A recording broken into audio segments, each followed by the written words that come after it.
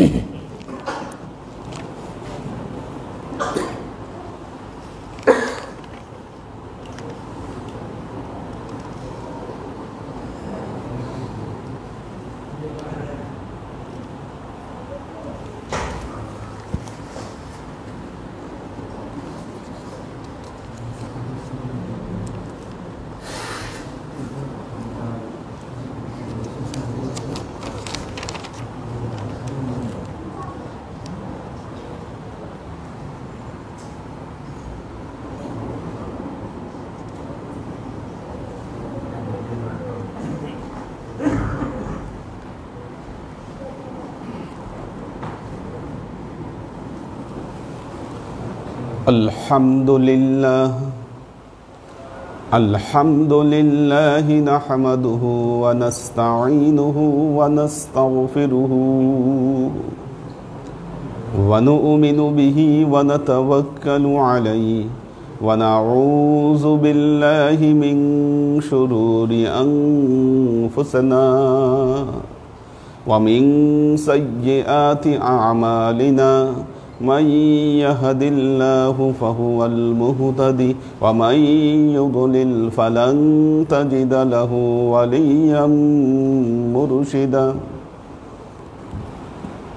فنشهد أن لا إله إلا الله وحده لا شريك له، ونشهد أن سيدنا وسندنا ونبينا محمدا صلى الله عليه وسلم الذي أرسله الله بالحق بشيرا ونذيرا وداعيا إلى الله بإذنه وسراجا منيرا.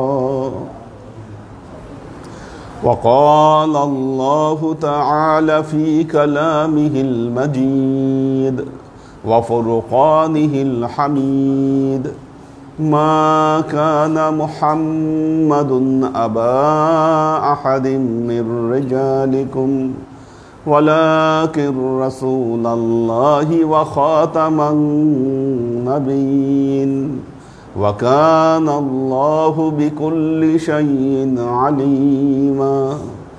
إن الله وملائكته يصلون على النبي يا أيها الذين آمنوا صلوا عليه وسلموا تسليما صلى الله على محمد صلى الله عليه وسلم صلى الله على محمد صلى الله عليه وسلم صلى الله على محمد صلى الله عليه وسلم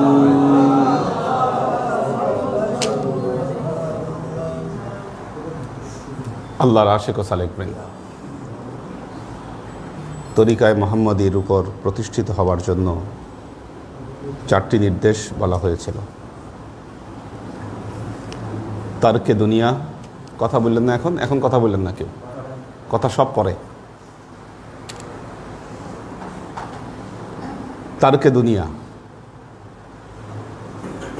দুনিয়া ত্যাগ। দুনিয়া ত্যাগের অর্থটি বলেছি, দুনিয়া ত্যাগ মানে দুনিয়ার সব কাজকর্ম বন্ধ করে দেওয়া নয়, বরং দুনিয়া ত্যাগের জন্য প্রস্তুতি গ্রহণ করা, এই স্বাদটাকে অনুভব করা, এবং এই স্বাদ অনুভবের আরেকটি পদ্ধতি হচ্ছে মোরাকাবা, সেটি বলেছিলাম। দ্বিতীয় বলেছিলাম আরেকটি শব্দ, ওকবা। পবিত্র কোরআনে ওকবা শব্দটি অনেকবার এসেছে, বহুবার এসেছে। কিভাবে এসেছে একটু জিনিসটা বর্ণনা করা দরকার। সূরা আদ আল্লাহ বলছেন, আউযু বিল্লাহি মিনাশ শাইতানির রাজীম বিসমিল্লাহির রহমানির রহিম جنات عدن يدخلونها ومن صلح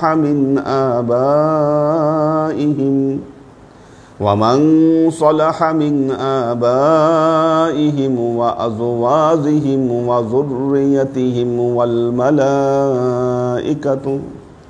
والملائكة يدخلون عليهم من كل باب سلام عليكم بما صبرتم فنعم عقبى الدار والذين ينقضون عهد الله من بعد ميثاقه ويقطعون ما أمر الله به أن يوصل ويفسدون في الأرض أولئك لهم اللعنة ولهم سوء الدار। আয়াতে দুটো শব্দ পেলাম, একটা হলো ওকবাদ্দার, আরেকটা হলো সুউদ্দার। দুটো শব্দ, একটা ওকবাদ্দার, একটা সুউদ্দার। পৃথিবীতে মানুষ এই দুই ভাগে বিভক্ত, কেউ ওকবাদ্দারের মধ্যে আছে, কেউ সুউদ্দারের মধ্যে আছে। খুব খেয়াল করে শুনে, ওকবা বলেছি, ওকবা হচ্ছে এমন একটি দর্শনের নাম, এমন একটা অবস্থার নাম বান্দা, যে বান্দা সমস্ত কাজ, যে বান্দা তার সমস্ত কর্ম, সমস্ত কাজ আল্লাহর রেজামন্দির জন্য করছে, আল্লাহর সন্তুষ্টির জন্য করছে, সে ওকবাদ্দারের ভেতরে আছে, সোজা অর্থ। আর যে ব্যক্তি জীবনের সব কাজ দুনিয়াবি সুবিধার জন্য, দুনিয়াবি কোনো লাভের জন্য যে তার কাজ করে যাচ্ছে, সে হচ্ছে সুউদ্দারের ভেতরে আছে। আল্লাহওয়ালা মানুষ, একমাত্র আল্লাহওয়ালা মানুষই পারে তার জীবনের সমস্ত কাজ আল্লাহর সন্তুষ্টির জন্য করতে। আর যারা দুনিয়াদার, দুনিয়াওয়ালা মানুষ, তারা যদি মসজিদেও আসে, মনে রাখবেন দুনিয়াবি কোনো উদ্দেশ্য নিয়ে তারা মসজিদের ভেতরে আসে। আল্লাহওয়ালা বান্দা ছাড়া এই ওকবাদ্দারের ভেতরে কেউ যেতে পারবে না।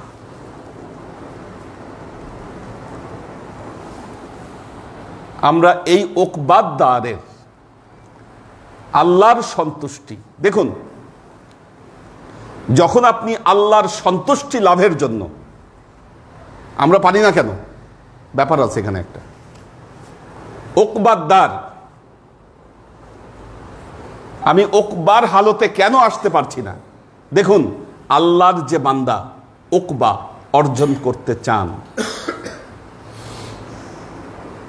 প্রথমেই তাকে, দেখুন কঠিন শর্ত, প্রথমেই তাকে ফলের আশাবাদ দিয়ে, ফলাফলের আশাবাদ দিয়ে, প্রতিদানের আশাবাদ দিয়ে আল্লাহর ইবাদত বন্দিগিতে লিপ্ত হতে পারবে। আমরা ওকবাদ্দার কেন অর্জন করতে পারি না জানেন? যখনই আমরা কোনো বন্দিগি করি, আমরা কোনো ইবাদত করি, আমরা সেই ইবাদত এবং সেই বন্দিগির বিনিময়ে আল্লাহর কাছ থেকে কিছু প্রতিদান আশা করি। এখন আপনি বলবেন, হুজুর, তে প্রতিদান আশা করা কি খারাপ? না, খারাপ না। প্রতিদান আশা করা খারাপ না। আল্লাহ বলেছে, যখন কিছু চাবা আল্লাহর জন্যই চাবা, আল্লাহর কাছেই চাবা। কি? ফাইজা সাআলতা ফাসআলিল্লাহ ওয়া ইজা ইসতাআনতা ফাসতাইন বিল্লাহ। ঠিক আছে, আল্লাহ বলেছেন। হ্যাঁ, ওই বান্দাদের স্টেজ আর যিনি ওকবাদ্দারের ভেতরে আছেন তার স্টেজ সমান নয়। তার স্টেজ সমান নয়। সূরা লাইলের মধ্যে আল্লাহ কি বলেছেন? সূরা লাইলের মধ্যে আল্লাহ কি বলেছেন? আল্লাযী ইউতি মালাহু ইয়াতাযাক্কা, আল্লাযী ইউতি মালাহু, যারা তাদের মাল ব্যয় করছে, মাল দান করছে। আল্লাযী ইউতি মালাহু ইয়াতাযাক্কা, লিয়াতাযাক্কা, কেন? তাজকিয়ার জন্য। ওয়ামা লি আহাদিন ইনদাহু মিন নি'মাতিন তুজজা, এই দানের বিনিময়ে তারা কোনো নিয়ামত আশা করে না, কোনো প্রতিদান আশা করে না। কি? এটাই হচ্ছে ওকবা। এই দানের বিনিময়ে তারা কোনো নিয়ামত আশা করে না, কোনো প্রতিদান আশা করে না। তাহলে কি আশা করে? ইল্লাবতিগা ওয়াজহি রাব্বিহিল আ'লা, একমাত্র তারা কামনা করে আল্লাহর সন্তুষ্টি। ইল্লাবতিগা ওয়াজহি রাব্বিহিল আ'লা। আল্লাহ তো কোরআনে বলেছেন, দান হচ্ছে এমন একটা আমল, দান করলে আল্লাহ আপনার সম্পদ বাড়ায় দিবে। কি? মাসালুল্লাযীনা ইউনফিকুনা আমওয়ালাহুম ফি সাবিলিল্লাহ কামাসালি হাববাতিন আনবাতাত সাবআ সানাবিলা।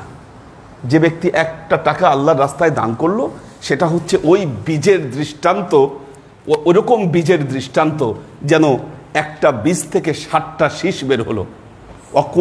অকুল্লু সুম্বুলাতিন মিআতা হাব্বা, যার প্রত্যেকটা শীষের মধ্যে 100টা করে বীজ আছে। মানে একটা টাকা দান করলে 700 টাকা হবে। আল্লাহ কোরআনে বলছেন এটা। কি?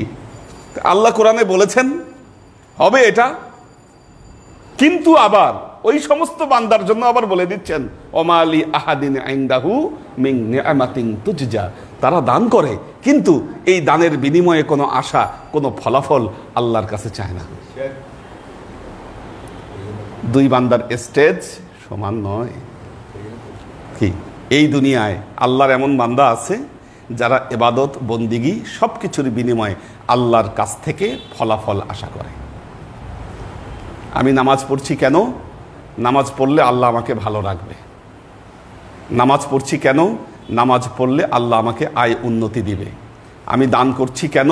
দান করলে আমার সম্পদ বৃদ্ধি পাবে। দান করলে আল্লাহ আমার সম্পদকে হেফাজত করবে। এই এক স্টেজ। কি আছে? বহুত বান্দা আছে আল্লাহর কাছে। দেখবেন আমাদের ওয়াজ নসিহতের একটা ধারা তৈরি হয়েছিল পুরা মিথ্যার উপর বেসিস করে, যে এই কাজ করলে এত কোটি সোয়াব, এই কাজ করলে এত কোটি সোয়াব। কি? দেখবেন কোটি কোটি সোয়াবের গল্প, যেটা কোরআন হাদিসে কোনোদিন এই সমস্ত কথা আসে নাই। কি? এবং এই সমস্ত ওয়াজ করতো কারা? যারা আসলে ধর্মীয় লাইনে শিক্ষিত নয়, যারা, আমার মনে একটু ফ্যানটা ছাড়তে হবে যদি কারো সমস্যা না হয়। আচ্ছা, তো যারা ধর্মীয় লাইনে শিক্ষিত নয়, এই সমস্ত মানুষ নিজেরাও কিছু জানতো না। কি? দেখবেন এই কাজ করলে এত সোয়াব, ওই কাজ করলে এত সোয়াব। কি? মানুষকে সোয়াবের আশা দিয়া কি অথচ আল্লাহ কোরআনে কোথাও এই ধরনের কথা বলেন নাই যে কোন কাজের বিনিময়ে কোন সওয়াব। একটু কমায় দিতে হবে ফ্যানটা। হ্যাঁ, আল্লাহ বলছেন আল্লাহর হাত পিয়ারা বান্দা তারাই, আল্লাহর পাগল হচ্ছে তারাই যারা আল্লাহর ইবাদত বন্দিগি করবে, এই বন্দিগির বিনিময়ে কিছু আল্লাহর কাছে আশা করবে না। এটা হলো উকবাদ দারের স্টেজ। এটা এই স্টেজে সবাই আসতে পারবে না, এটাই স্বাভাবিক। এটা খুব কঠিন জায়গা। কি দেখুন দেখুন, প্রতিদান আশা করি আর নাই করি, আমরা অনেকেই আমাদের সকল ইবাদত বন্দেগী আল্লাহর সন্তুষ্টির জন্য করি না। অনেক সময় জানি না কেন করছি ইবাদত, জানি না কেন করছি ইবাদত। বিশ্বাস করুন, নামাজে এসে চলবে, নামাজে এসে দাঁড়াচ্ছি, কি নামাজে এসে দাঁড়াচ্ছি, আমি জানি না নামাজে কেন আসলাম। সূরা পড়ছি, জানি না কেন সূরা পড়ছি, কি দাঁড়াই আছি, সূরা পড়ছি, কেন পড়ছি জানি না। রুকু দিচ্ছি, সেজদা দিচ্ছি, কেন দিচ্ছি আমার ভেতরে কোনো বোধ নাই, দিয়ে যাচ্ছি। কি যে কারণে নামাজের ভেতরে আমার মনোনিবেশ হচ্ছে না, যে কারণে নামাজের মধ্যে আমি, ওয়ালাইকুম সালাম, নামাজের মধ্যে আমি মুগ্ধ হতে পারছি না, আমার মনকে আমি ডুবিয়ে দিতে পারছি না নামাজের মধ্যে, কারণ আমি জানি না কেন। হ্যাঁ, এর উদ্দেশ্য কি, কি কারণে আমি আসেন আমি এই যে ইবাদত, এই যে বন্দেগীগুলো আমি করছি, আমার উদ্দেশ্য সম্পর্কে আমি ওয়াকেফাল নই। আমি এই জন্য উকবাদার এটা আমার হাসিল হচ্ছে না। আল্লাহর আশিক ও সালেক বৃন্দ, আপনার মুখ থেকে উচ্চারিত প্রতিটি শব্দ, নামাজের প্রস্তুতি থেকে নিয়ে শুরু করে নামাজ আদায় পর্যন্ত আপনার মুখ থেকে উচ্চারিত প্রতিটি শব্দ, কেন আপনি শব্দগুলো উচ্চারণ করছেন, কেন ভাই আপনি জানেন কিনা? কেন বলেন, কেন কেন আপনি বলছেন? কেন আপনি নামাজে দাঁড়িয়ে আপনি সূরা ফাতিহা তেলাওয়াত করছেন, আলহামদুলিল্লাহি রাব্বিল আলামিন আর রহমানির রহিম, কেন এটা আপনি তেলাওয়াত করছেন ভাই? কেন? কারণ আমার নবী মুহাম্মদ মুস্তাফা সাল্লাল্লাহু আলাইহি ওয়াসাল্লাম বলে গেছেন, এইভাবে তেলাওয়াত করলে, এইভাবে কথাগুলো উচ্চারণ করলে আমার আল্লাহ খুশি হয়। সুবহানাল্লাহ। আমি তেলাওয়াত করছি, সূরা ফাতিহা কেন পড়ছি? আমার নবী বলে গেছে আল্লাহ খুশি হয়। এই ইয়াকিন আমার মধ্যে আসতে হবে যে না, আল্লাহ সন্তুষ্ট হচ্ছে, আর আল্লাহর সন্তুষ্টির জন্য আমি সূরাগুলো তেলাওয়াত করছি। নামাজে যখন ইমামতি করছেন, আমার উদ্দেশ্য যদি হয় যে না আমি খুব সুন্দর তেলাওয়াত করব নামাজে, আমার তেলাওয়াতে আমার মুক্তাদি যারা তাদের হৃদয় গ্রাহী হবে খুব, হ্যাঁ, তার মানে কি দেখেন আমার উদ্দেশ্য নামাজের মধ্যেই আমার উদ্দেশ্য শেষ। কাকে সন্তুষ্ট করার জন্য নামাজ পড়ছি? কি আমার মুক্তাদিরা যেন খুব ভালো বলে আমাকে, আমি এই জন্য নামাজ পড়ছি। কি নিজের নফস, আমি আমার নফসকেই আমি বুলান করছি। কোথায় ওকবা, কোথায় আমি, কোথায় আমার উদ্দেশ্য? কি আপনি যখন ক্লাসে আসছেন, এখানে অনেকেই ক্লাসে আসছে, আজকে ঢাকা শহরের আজকে যে পরিস্থিতি বর্তমান সময়, এক সময় কিন্তু ছিল জামটাম ছিল না, দূর দূরান্ত থেকে, গোপীবাগ থেকে আসছে আমাদের হাফিজ ভাই, হ্যাঁ, সেগুনবাগিচা থেকে আসছে, খিলগাঁও থেকে আসছে, ওয়ালাইকুম আসসালাম, দূর দূরান্ত থেকে সবাই আসছে। ওনারা অনেক দূর থেকে আসছেন, উত্তরা থেকে আসছেন। এই যে পথের কষ্ট, বাসা থেকে আপনি বের হচ্ছেন, অনেক সময় জ্যামে বসে থাকতে হচ্ছে, ক্লাস শেষ হচ্ছে অনেক রাতে, কি রাতে বেলায় কষ্ট করে আপনাকে যেতে হচ্ছে। আপনি যদি আপনার এই কষ্টের উদ্দেশ্য সম্পর্কে যদি আপনি ওয়াকেফাল না হন, আপনার এই কষ্ট তো ব্যর্থ হবে। কি আপনি এই কষ্টের মধ্যে প্রেম অনুভব করতে পারবেন না। আমাদের ব্যর্থতা আজকে এখানেই, যে আমার ইবাদত, আমার বন্দিগি কি, আমি সব কিছু আল্লাহর প্রেম, আল্লাহর মহব্বত, তার সন্তুষ্টির জন্য আমি আদায় করতে পারছি না। ইব্রাহিম আলাইহিস সালাম যে খুব দৃঢ় কণ্ঠে বলেছিলেন, ইন্না সালাতি ওয়া নুসুকি ওয়া মাহইয়ায়া ওয়া মামাতি লিল্লাহি রাব্বিল আলামিন ওয়া বিযালিকা উমিরতু ওয়া আনা আউয়ালুল মুসলিমিন। আজকে ওয়াজ মাহফিল হচ্ছে, ওয়াজ মাহফিল হচ্ছে, আমরা যারা মাওলানারা গিয়ে সেখানে ওয়াজ করছি, দেখা যাচ্ছে সেখানেও আমাদের উদ্দেশ্য ভিন্ন দিকে চলে যাচ্ছে। এত কষ্ট করে যাচ্ছি আসছি, অনেকে টাকার বিনিময়ে যাচ্ছেন, জানেন ওয়াজ করলে কিছু টাকা পাবেন সেই জন্য যাচ্ছেন কি। আবার যখন তিনি ওয়াজ করছেন কি, আল্লাহর সন্তুষ্টির উদ্দেশ্য বাদ দিয়ে শ্রোতাদেরকে কিভাবে খুশি করব, কিভাবে জোয়ার আনবো কি, এই জন্য সত্য মিথ্যা আজগুবি কথাবার্তা দিয়ে কি মাহফিল মাথায় রাখতেছি, মাহফিল শেষ করে টাকা পয়সা দিয়ে বাসায় ফিরে আসতেছি। এই জীবনের কি উদ্দেশ্য বলেন? কোথায় আমাদের ওকবা হাসিল হচ্ছে না। আল্লাহর আশিক ও সালেক বৃন্দ, দেখুন জীবনের উদ্দেশ্য আগে ঠিক করতে হবে আপনাকে। আপনি ইবাদত করবেন, বন্দেগী করবেন, কষ্ট করবেন, জীবনকে আপনি পরিচালনা করছেন, মনে রাখবেন এর পেছনে আর কোনো উদ্দেশ্য নেই। সূরা লাইলের এই আয়াতটি সবসময় মনে রাখবেন, আল্লাযী ইউতি মালাহু ইয়াতাযাক্কা ওয়া মা লি আহাদিন ইনদাহু মিন নি'মাতিন তুজজা ইল্লা বিতিগা ওয়াজহি রাব্বিহিল আ'লা। সমস্ত কাজ কেন কেন? ইল্লা বিতিগা ওয়াজহি রাব্বিহিল আ'লা, একমাত্র আল্লাহর ওয়াজ পাওয়ার জন্য, আল্লাহর সন্তুষ্টি পাওয়ার জন্য আপনার সমস্ত ইবাদত। এরপরে আল্লাহ কি বললেন? ওয়ালা সাউফা ইয়ারদা, ওয়ালা সাউফা ইয়ারদা, আল্লাহ বললেন অতি শীঘ্রই তারা সন্তুষ্ট হবে, অতি সন্তুষ্টই তারা সন্তুষ্ট হবে।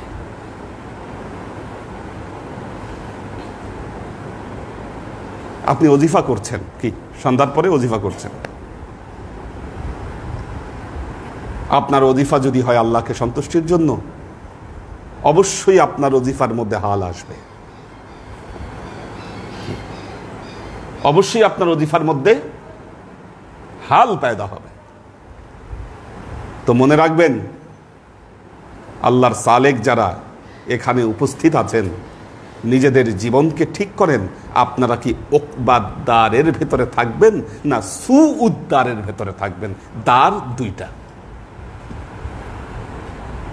দ্বার দুইটা, একটা হচ্ছে ওকবাদ্দার, একটা সুউদ্দার। যখন জান্নাতে যাবেন, যারা ওকবাদ্দারের ভেতরে আছে, আল্লাহ সেই বর্ণনাই দিচ্ছেন, জান্নাতিন আদনিন ইয়াদখুলুনাহা ওয়া মান সালাহা মিন আবাইহিম ওয়া আজওয়াজিহিম ওয়া যুররিয়াতিহিম। কি করবে দেখেন, জান্নাতু আদনিন, ওই জান্নাতে আদন, জান্নাতে আদন, ইয়াদখুলুনাহা, তার মধ্যে প্রবেশ করবে, মান সালাহা মিন আবাইহিম, তাদের পিতাদের মধ্যে থেকে যারা সৎ পথে চলেছে, যারা পরিশুদ্ধতার পথকে বেছে নিয়েছে তারা, ও আজওয়াজিহিম, স্ত্রীদের মধ্যে থেকে যারা সুপথে চলেছে তারা, সবাই কিন্তু না, মান সলাহা, মান সলাহা, যারা সৎ পথে যারা চলেছে তাদের জন্য, মিন আবাইহিম, তাদের পিতাদের মধ্যে থেকে, ওয়া আজওয়াজিহিম, স্ত্রীদের মধ্যে থেকে, ওয়া যুররিয়াতিহিম, তাদের বংশধরদের মধ্যে থেকে যারা সুপথে চলেছে তারা জান্নাতে আদনের মধ্যে প্রবেশ করবে। ওয়াল মালাইকাতু ইয়াদখুলুনা আলাইহিম মিন কুল্লি বাব, ফেরেশতারা সব দরজা খুলে দিবে, দরজা খুলে দিয়ে তাদেরকে অভিবাদন জানাবে, অভিবাদন জানাবে। অভিবাদন জানানোর সময় কি বলবে? কথাটা বলবে, সালামুন আলাইকুম বিমা সাবারতুম, সালামুন আলাইকুম, তোমাদের উপর সালাম বর্ষিত হোক, কেন সালাম বর্ষিত হোক বিমা সবারতুম, তোমরা সবর করেছিলে, তোমরা সবর করেছিলে। এই জন্য বলেছি দুনিয়াদার মানুষ চায় এই দুনিয়াতেই আমি আমার কর্মের ফল ভোগ করে দিব। আজকে জুমায় হাদিসটি বলেছি, হযরত আবু হুরায়রা রাদিয়াল্লাহু তাআলা আনহুর riwayate বর্ণিত এই হাদিস।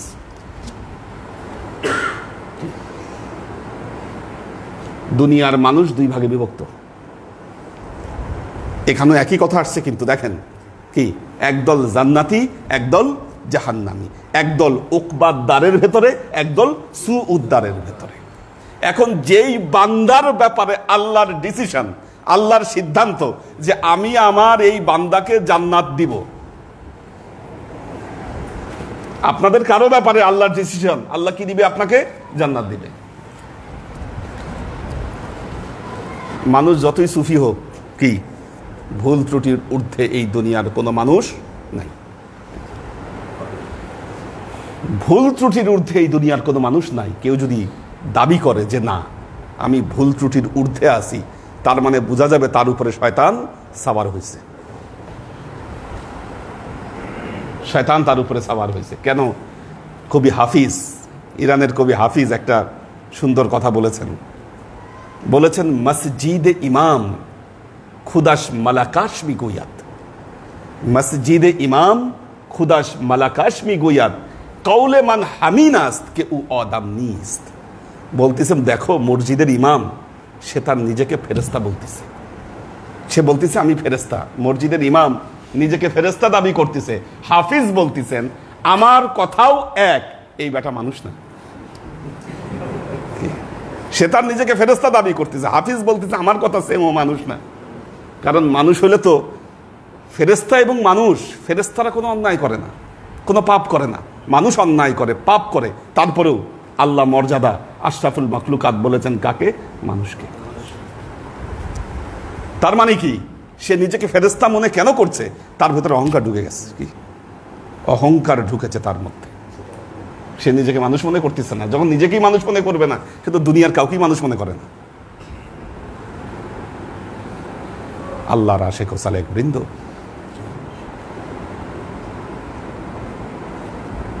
ফেরেশতারা অভিবাদন জানাবে। তো এই যে যার ব্যাপারে আল্লাহ ডিসিশন নিয়েছেন আল্লাহ তাকে জান্নাত দিবেন, তার কিছু ভুল ত্রুটি আছে, ভুল ত্রুটি আছে তার, তখন কি করেন? আল্লাহ তার এই ভুল ত্রুটিগুলোর শাস্তি এই দুনিয়াতেই দিয়ে দেন। দুনিয়া থেকে তাকে পরিমুক্ত করে কি আখিরাতে আল্লাহ তাকে জান্নাত দিয়ে দিবেন। আবার যেই লোকের ব্যাপারে আল্লাহর ডিসিশন যে আমি ওকে জাহান্নাম দিব, কি এটা তো আল্লাহর ডিসিশনের মধ্যে ঠিক করা আছে। তো যার ব্যাপারে আল্লাহর ডিসিশন আমি তাকে জাহান্নাম দিব, ওই লোকের কিছু ভালো কাজ দুনিয়ায় থেকে গেছে, দান খয়রাত করেছে, কিছু ভালো কাজ সে করেছে, কি তার সেই ভালো কাজের পুরস্কার এই দুনিয়াতে সুখ, শান্তি, আরাম, আয়েশ, বিত্ত বৈভবের মাধ্যমে আল্লাহ তার পুরস্কার এই দুনিয়াতেই দিয়ে দেন।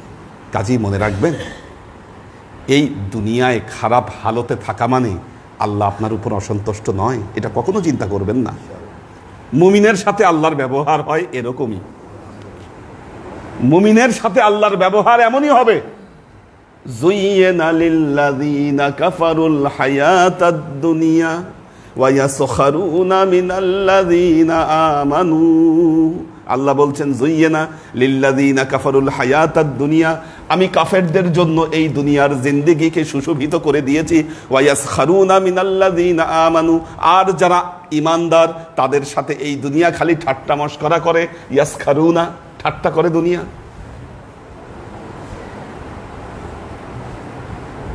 কখনো যেন কি লা ইয়াগুররান্নাকা তাকাল্লুবুল্লাযীনা কাফারু ফিল বিলাদ মাতাউন কালিলুন সুম্মা মাওয়াহুম জাহান্নামু ওয়া বিসাল মিহাদ।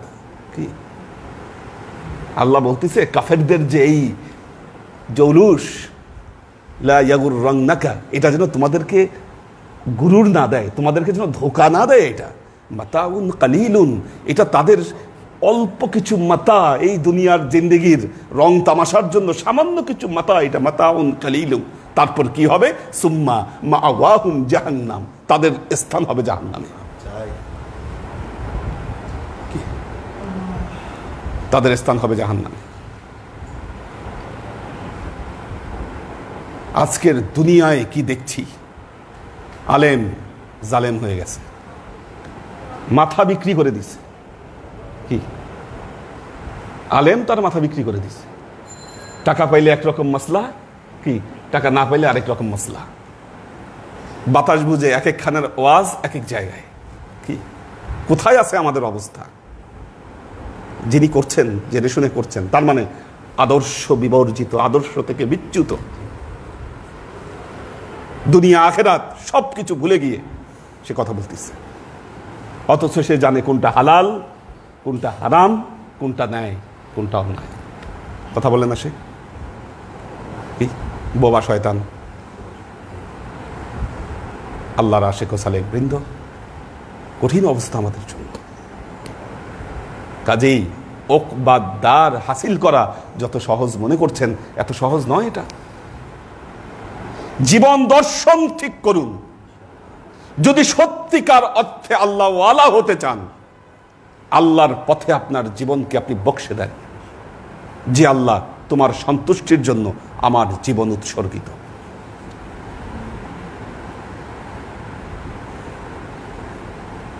কাল কিয়ামতের ময়দানে তারা এই নিয়ামত আল্লাহর কাছ থেকে পাবেন। والذين ينقضون عهد الله من بعد ميثاقه, আল্লাহর কাছে ওয়াদায় ওয়াদাবদ্ধ হওয়ার পর যারা এই ওয়াদাকে ভঙ্গ করলো। কোন ওয়াদা? আলাস্তু বিরব্বিকুম ক্বালু বালা। ওয়াদা করেছিল আল্লাহর কাছে মানুষ, আলাস্তু বিরব্বিকুম, তোমরা কি তোমাদের প্রভুকে মনে রাখবে? ক্বালু বালা। সব মানুষ বলেছিল, হ্যাঁ আল্লাহ আপনি বলেন কি, মনে রাখবো না? এটা হতে পারে নাকি? এটা হতে পারে? কেন মনে রাখবো না? অবশ্যই মনে রাখবো। ক্বালু বালা। দুনিয়ায় এসে কি করেছে? কি ওই ওয়াদা ভুলে গিয়েছে। والذين ينقضون عهد الله من بعد ميثاقه, এখানে মিসাকের আরো অর্থ রয়েছে। নবীদের কাছ থেকে আল্লাহ ওয়াদা গ্রহণ করেছিলেন। মিসাকান নবীন, নবীদের থেকে আল্লাহ ওয়াদা গ্রহণ করেছিলেন। শেষ নবী মুহাম্মদ মুস্তাফা সাল্লাল্লাহু আলাইহি ওয়াসাল্লাম যখন আগমন করবে, তখন তাকে তোমরা ইত্তেবা করবা, তার উপরে ঈমান আনবা। কি পরবর্তীতে কি হলো? কি যখন আল্লাহর শেষ নবী আসলেন, তারা ঈমান আনলো না, বরং বললেন যে ইনি একজন জাদুঘর। ওয়াদা ভঙ্গ করলো, ওয়াদা ভঙ্গ করলো। وَيَقْطَعُونَ مَا أَمَرَ اللَّهُ بِهِ أَن يُوصَلَ, আল্লাহ যে রক্তের সম্পর্ককে ঠিক রাখতে বলেছিলেন, এই রক্তের সম্পর্ক তারা বিচ্ছিন্ন করলো। ওয়ায়ুফসিদুনা ফিল আরদি, দুনিয়ায় তারা ফাসাদ সৃষ্টি করে। উলাইকা লাহুমুল লাআনাতু, তাদের জন্য রয়েছে লাআনাত। ওয়ালাহুম সুউদ্দার, এবং তাদের জন্য রয়েছে সুউদ্দার। ওইদিকে ওকবাদার আর সুউদ্দার। আপনাকে বেছে দিতে হবে যে কোনো একটা। যে কোনো ইবাদত বন্দিগি যখন করছেন, উদ্দেশ্য রাখেন। কি অনেকে মনে করেন আমি বন্দিগি করছি, আমার এই বন্দিগি কি হবে, কেন, কি কোনো উদ্দেশ্য খুঁজে পান না। আপনার মুখ থেকে প্রতিটা উচ্চারিত শব্দে আল্লাহ সন্তুষ্ট। যদি আপনি তার সন্তুষ্টির জন্য এই কথাগুলোকে উচ্চারণ করে থাকেন।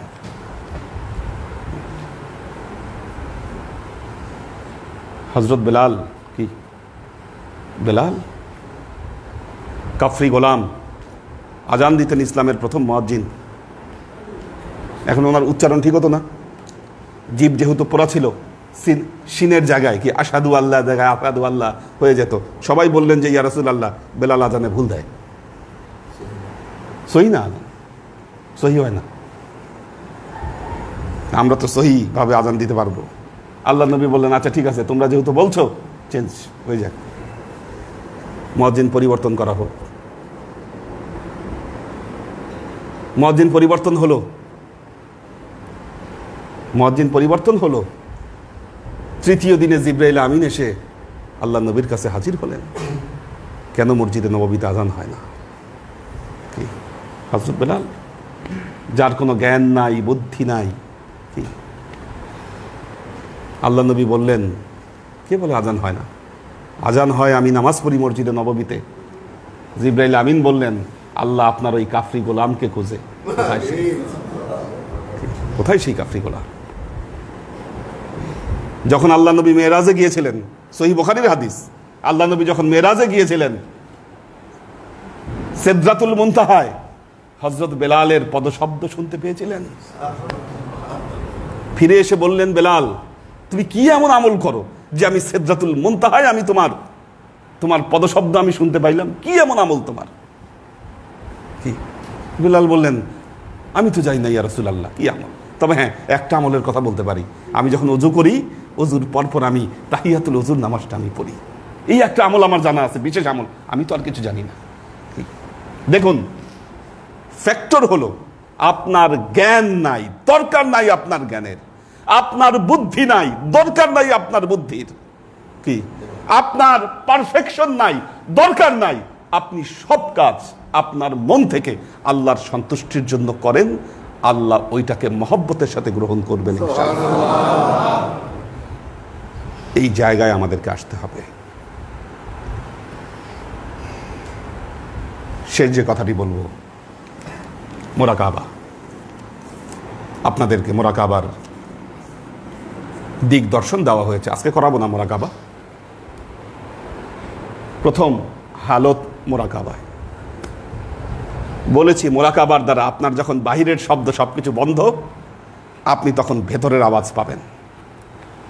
আপনার ভেতরে কিছু আওয়াজ আছে, বলেছি মোরাকাবায় আপনারা সেটাকে শোনার চেষ্টা করবেন। প্রথম,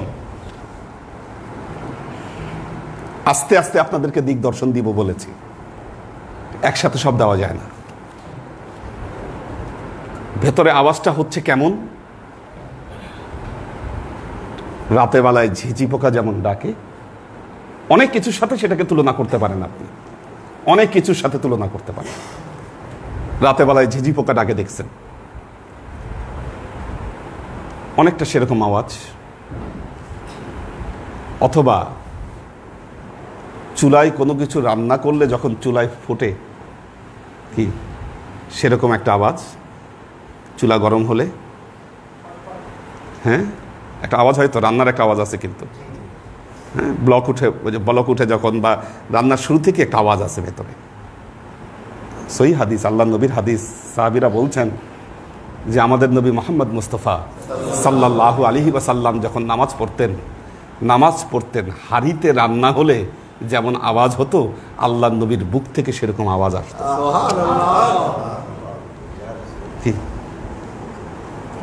হাড়িতে রান্না হলে যে আওয়াজ হতো, একেবারে এই শব্দটাই, হাড়িতে রান্না হলে যে আওয়াজ হতো, আল্লাহ নবীর বুক থেকে ওই আওয়াজ আসতো।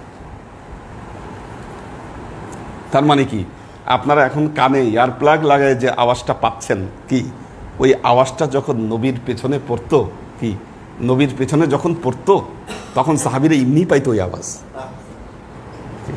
এবং নবীর সাথে যখন নামাজ পড়তো, কি নবীর সাথে যখন নামাজ পড়তো, তখন তো হুজুরে কলব একেবারে ওই সময় সাহাবীদের চলে আসতো।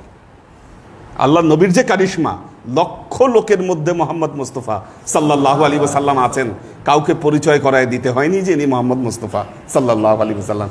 মানুষ এসে দেখেই বুঝছেন যে ইনি আল্লাহ নবী। আর বাই চান্সলি যে সোহবতে চলে আসছে আল্লাহ নবীর, কি খুব কম সংখ্যক মানুষই আছে যিনি আল্লাহ নবীর উপর ঈমান না এনে গিয়েছে। একেবারে যাদের মোহর আল্লাহ খাতামাল্লাহু আলা কুলুবিহিম ওয়া আলা সামিহিম ওয়া আলা আবসারিহিম, এরা ছাড়া বাকিরা যারা আল্লাহ নবীর সোহবতে আসছে, শেষ দিল ফাসগাই, নবীর মহব্বতে পড়ে গেছে, নবীর কাছে ঈমান আছে, পাওয়ার নবুয়াতের। এই যে বলছেন যে হাড়ির মতো আওয়াজ, রান্না হলে যেমন আওয়াজ, আপনার ভেতর থেকে এরকম শব্দ আসছে, কিসের শব্দ এটা? দেখুন কিসের শব্দ। একটা দিকদর্শন দিচ্ছে, এটা খুব গুরুত্বপূর্ণ জিনিস। ভেতরে আপনার পুটপুট করে শব্দ হচ্ছে, আওয়াজ হচ্ছে, কিসের শব্দ? এটা জিকিরের শব্দ। জিকিরের শব্দ। আপনি বলবেন তাহলে কিসের জিকির? দেখুন, আপনি যদি হু শব্দটা বারবার আপনার ভেতরে বলেন, আল্লাহ এমন একটা নাম, আল্লাহর নামের নামের যে কোনো অংশ বাদ দিলে যে কোনো অংশ দিয়েই তার জিকির হয়।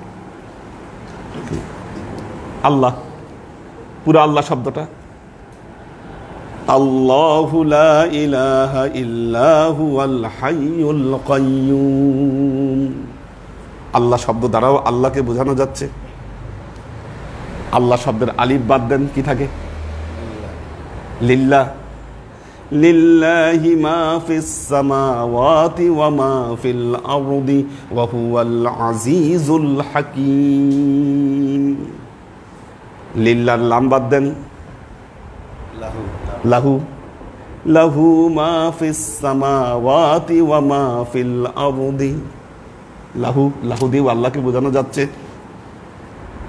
লাহুর লাম বাদ দিলে হু, শুধু হু। হু আল্লাহুল্লাযী লা ইলাহা ইল্লা হুয়াল মালিকুল কুদ্দুসুস সালামুল মুমিনুল মুহাইমিনুল আজিজুল জব্বারুল মুতাকাব্বির।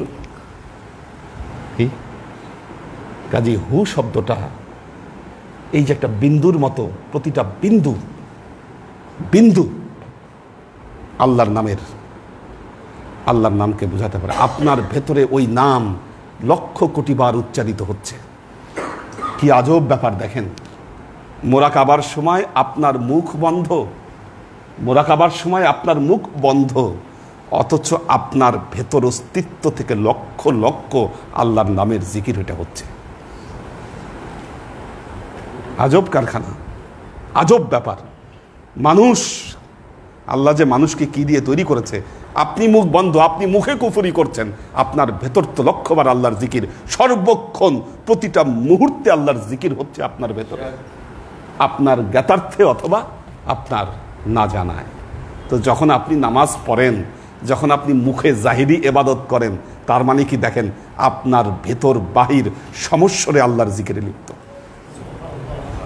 এই ভেতরের জিকিরটাকে, মোরাকাবার ভেতরে শুধু এটাকে ইহসাস করবেন। বলেছি কোনো কিছু কল্পনা নয়, কোনো কিছু চিন্তা নয়, শুধু ভেতরের জিকিরটাকে ইহসাস করেন, আল্লাহর কাছে সেটাকে উপস্থাপন করেন। দেখো আল্লাহ, তোমার জন্য আমার ভেতরে এত লক্ষ কোটি জিকির, তোমার সন্তুষ্টির জন্য জিকির, আমি তোমার কাছে এটাকে উপস্থাপন করলাম। ব্যাস, শুধু শুনেন কান পেতে আর আল্লাহর কাছে উপস্থাপন করেন। দেখেন ভেতরে কি হচ্ছে। এই যে আল্লাহর জিকিরটা, এটা শোনার চেষ্টা করেন। সামনের সপ্তাহে আবারও করাবো আপনাদেরকে মোরাকাবা। বারাকাল্লাহু লানা ওয়া লাকুম ফিল কুরআনিল আযীম ওয়া নাফা'ানা ওয়া ইয়্যাকুম লা আয়াতি ওয়া যিকরিল হাকীম ইন্নাহু তাআলা জাওয়াদুন কারীমুম মালিকুন বাররাউফুর রহিম।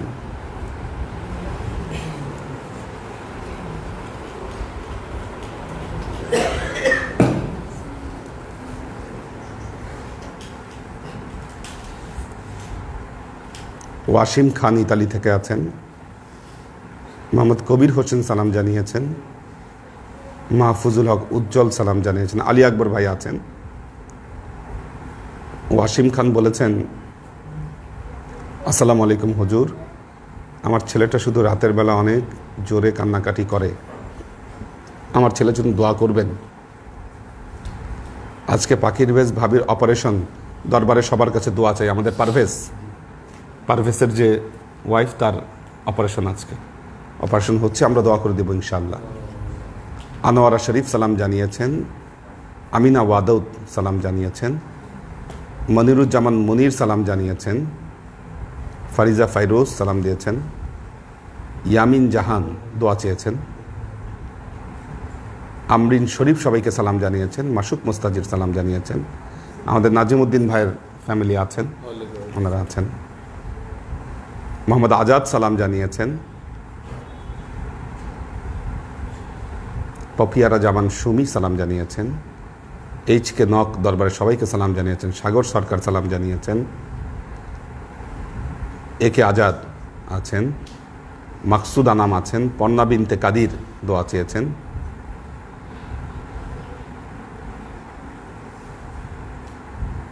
ইয়ামিন জাহান দোয়া চেয়েছেন।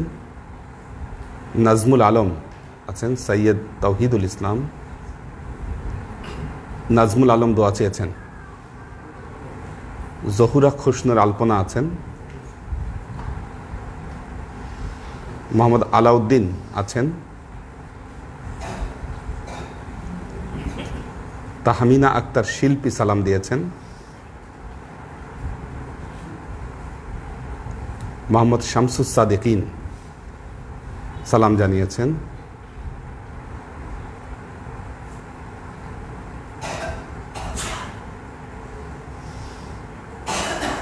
আচ্ছা, একজন প্রশ্ন করেছেন, একজন সৈয়দ ইত্তেহাদুল ইসলাম আজমাইন।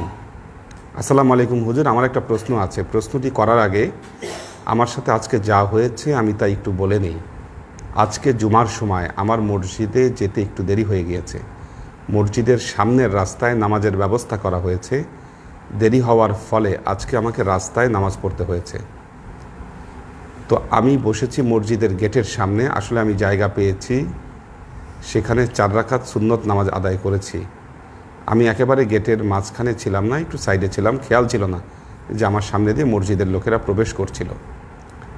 আমার নামাজ শেষে আমার পাশে এক লোক বলল আমার নাকি নামাজ হয়নি, কারণ আমার সামনে দিয়ে মানুষ মসজিদে প্রবেশ করছিল। আমি মানুষকে সেজদা করেছি, আল্লাহকে না, এই জন্য আমার নামাজ হয়নি। এটা কতটুকু যুক্তিযোগ্য? আসলে আমার নামাজের উদ্দেশ্য ছিল আল্লাহকে সেজদা করা। আসলে কি আমার নামাজ হয়নি? সমস্যা হলো সবাই মুফতি হয়ে গেলে সমস্যা, ঠিক আছে? আর যখন কোনো মুফতি আপনাকে কে বলেছে, একজন মুসল্লি হয়তো গায়ের জোরে বলে দিস নামাজ হয় নাই, ওনার মনোভূত হয় নাই, নামাজ হয় নাই। তবে নামাজের সময় খেয়াল রাখতে হবে যেন গেটের সামনে না দাঁড়ায়। এবং যখন কেউ দাঁড়িয়ে গিয়েছে গেটের সামনে বা উল্টা পুল্টা জায়গায় যখন কেউ দাঁড়িয়ে গেছে, তখন এটা যারা সামনে দিয়ে আসা যাওয়া করতেছে সেটা তাদের দায়িত্ব। সেটা তাদের দায়িত্ব, তারা যেন মারে বিন না হয়। আল্লাহ নবী বলেছেন যে লাউ আলেমাল মারিবিনা বিমা ফিহি, নামাজের সামনে দিয়ে যাওয়ার জন্য যে গুনাহ, এটা যদি জানতো মানুষ। তো বর্ণনাকারী বলছেন, আমার মনে নাই আল্লাহ নবীকে 40 দিন বলেছেন না 40 মাস বলেছেন না 40 বছর বলেছেন, যে এতদিন হলো অপেক্ষা করতো, তারপরেও এর গুনাহটা জানলে নামাজের সামনে দিয়ে যেত না। আবার হযরত আবু সাঈদ খুদরী রাদিয়াল্লাহু তাআলা আনহুর বর্ণিত হাদিসে জানা গিয়েছে যে কেউ সামনে দিয়ে গেলে, যাইতে ধরলে, যদি তার আয়ত্তের মধ্যে থাকে যেন হাত দিয়ে বাধা দেয়। হ্যাঁ, হাত দিয়ে যেন বাধা দেয়, সামনে দিয়ে কাউকে যাইতে না দেয়। এই ঘটনা নিয়ে আল্লাহ নবী 2 সাহাবীর ভিতরে আবার মারামারি লেগে গেছিল। হ্যাঁ, সামনে দিয়ে যেতে গেছে, বাধা দিছে, এটা নিয়ে আবার বিচার নিয়ে গেছিল। ঠিক আছে, তখন আবার সবাই বলছেন যে না, আমরা আল্লাহ নবীর থেকে এই হাদিসটি শুনেছি, কাউকে যেন সামনে দিয়ে যেতে না দেওয়া হয়। কাজে এটা মুসল্লিদেরই দায়িত্ব, যারা আছে তাদের দায়িত্ব যেন কারো সামনে দিয়ে না যাওয়া হয়। আর এখন মসজিদে কিন্তু খুঁটা থাকে, অনেক আমাদের মসজিদেই তো খুঁটা রাখা আছে, যে কেউ নামাজ পড়লে তার সামনে একটা খুঁটা দিয়ে দেওয়া। খুঁটা দিলে ওটার সামনে দিয়ে আবার পার হয়ে যেতে পারবে, কোনো সমস্যা নেই। তো নামাজ হয়েছে, নামাজ, এটা নিয়ে কোনো চিন্তার কোনো কারণ নাই। ইয়ামিন জাহান সালাম দিয়েছেন, দোয়া চেয়েছেন। মোহাম্মদ আলাউদ্দিন, আমার বাবার জন্য দোয়া করবেন। আমাদের আলাউদ্দিন ভাইয়ের আব্বা মনে হয় অসুস্থ আছেন, দোয়া করবেন সবাই। শাকওয়াত হোসেন সবুজ সালাম জানিয়েছেন। আমির হোসেন সালাম জানিয়েছেন, দোয়া চেয়েছেন। নাফিউল হক সালাম জানিয়েছেন। আল্লাহ সবাইকে ভালো রাখুন, সুস্থ রাখুন।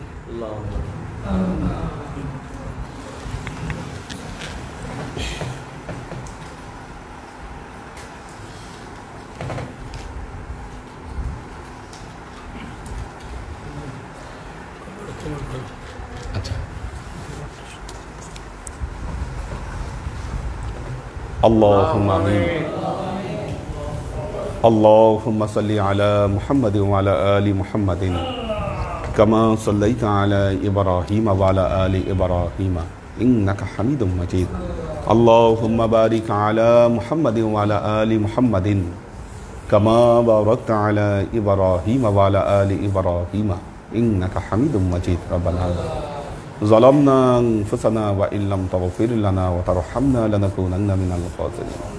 রব্বানা আতিনা ফিদ দুনিয়া হাসানা ওয়া ফিল আখিরাতি হাসানা ওয়া কিনা আযাবান নার রব্বানা লা তুযিগ কুলুবানা বা'দা ইয হাদাইতানা ওয়া হাব লানা মিন লাদুনকা রাহমা ইন্নাকা আনতাল ওয়াহ্হাব আল্লাহুম্মা ইন্নাকা আফুব্বুন তুহিব্বুল আফওয়া ফা'ফু আন্নী ইয়া গফুরুর রহিমুল ওয়াদুদ আল্লাহুম্মা নাওবির কুলুবানা বিনুরিল ঈমান ওয়া নাওবির কুলুবানা বিনুরিল ইসলাম ওয়া নাওবির কুলুবানা বিনুরিল ইহসান ওয়া যায়্যিন আখলাকানা বিনুরি মুহাম্মাদিন সাল্লাল্লাহু আলাইহি ওয়াসাল্লাম আল্লাহুম্মা ইন্না নাসআলুকা ইলমান নাফিআ রিজকান ওয়াসিআ আমালান মাকবুলা শিফাa'an মিন কুল্লি দাইন কলবান খাশিয়া যিহনান যাকিরা ঈমানান কামিলা তাওবাতান ক্বাবলাল মাউত রাহাতান ইনদাল মাউত ওয়া নাজাতান বা'দাল মাউত আল্লাহুম্মা ইন্না নাসআলুকা রাহমাতিকা ফি কুল্লি দারাজাতিন ফালাহান ফি কুল্লি আমরিন ওয়া নাউযু বিকা মিনাশ শিরকি ওয়াশ শাক্কি ওয়ান নিফাকি ওয়াল বিদআতি ওয়া মিন কুল্লি ওয়াসওয়াসাতিশ শাইতান ইয়া আল্লাহ ইয়া রহমান ইয়া মালিক আমরা এতক্ষণ আপনার দরবারে যে সমস্ত আমলকে উপস্থাপন করলাম ত্রুটি মুক্তভাবে এই আমলগুলোকে তুমি আমাদের তরফ থেকে কবুল করে এই আমলের যাজা আমাদের প্রিয় নবী হযরত মুহাম্মদ মুস্তাফা সাল্লাল্লাহু আলাইহি ওয়াসাল্লামের কাছে পৌঁছে দাও আল্লাহ আমাদের নবীর পরিবারবর্গের কাছে তুমি এর যাজাকে পৌঁছে দাও এই দুনিয়ার সমস্ত আম্বিয়ায়ে কেরাম সাহাবায়ে কেরাম তাবেঈন তবে তাবেঈন ওয়ালি আউলিয়া গাউস কুতুব আমাদের মা বাবা ভাই বোন আত্মীয় স্বজন এই দরবার থেকে যত পীর ভাই বোন চলে গেছে সবার রুহে আল্লাহ তুমি এর যাজাকে পৌঁছে দাও আল্লাহ আমাদের জীবন থেকে সমস্ত অভাব অভিযোগ বালা মুসিবত দুঃখ কষ্ট রোগ শোককে দূরীভূত করে দিয়ে দৃঢ় হস্তে তোমার দ্বীনের খেদমতের তৌফিক তুমি আমাদেরকে দান করো আজীবন যেন তোমার হেদায়েতের পথে প্রতিষ্ঠিত থাকতে পারি সে তৌফিক তুমি আমাদেরকে দান করো